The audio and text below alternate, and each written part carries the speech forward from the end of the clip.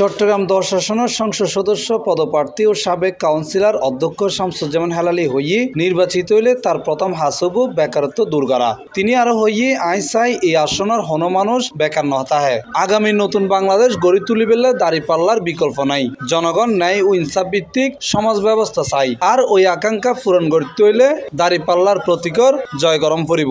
আমাদেরকে নির্বাচিত করার মাধ্যমে জাতীয় সংসদে প্রতিনিধিত্ব করার সুযোগ পাই।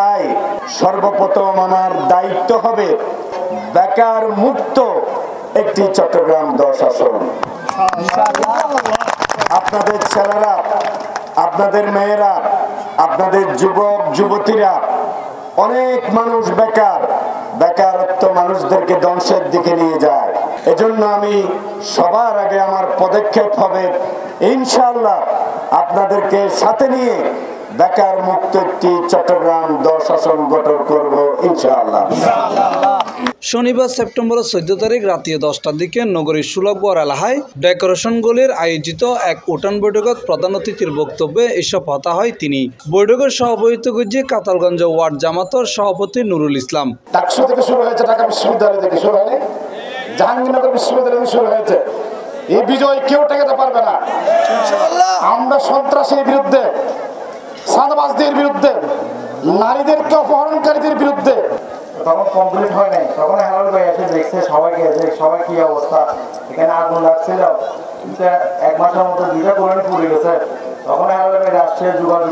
এই সময় বিশেষ অতিথি হিসেবে উপস্থিত আছেন নগর জামাতের সুরা সদস্য ও পাঁচলেস থানা আমির ইঞ্জিনিয়ার মাহবুব হাসান রুমি। হাফেজ তহিদুল ইসলামের সঞ্চালনায় বৈঠকত আরো বক্তব্য রাখি শহীদুল্লাহ তালুকদার, গিয়াসউদ্দিন তালুকদার, মাওলানা ইউসুফ, ইমদাদ বাচ্চু, দেলওয়ার হোসেন সহ স্থানীয় মসজিদের ইমাম ও গণ্যমান্য ব্যক্তিবর্গ। সংসদে যায় তাহলে ওনার সেবা আরো বেড়ে যাবে এবং আপনাদের যে আশা আকাঙ্ক্ষা তার চাইতে বেশি আপনাদের দ্বার প্রান্তে আপনাদের সুবিধা অসুবিধা।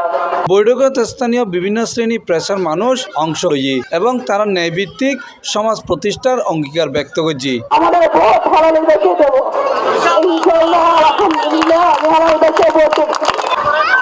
আল্লাহ রহমত করার মালিক, উনি আমাদের ভাষা আগায় জানাইছে। তো আপনারা সবাই সুখে দুঃখে উনারে আপনারা চাইবেন, উনি আমাদেরকে দেখবেন। C+ TV Chittagong.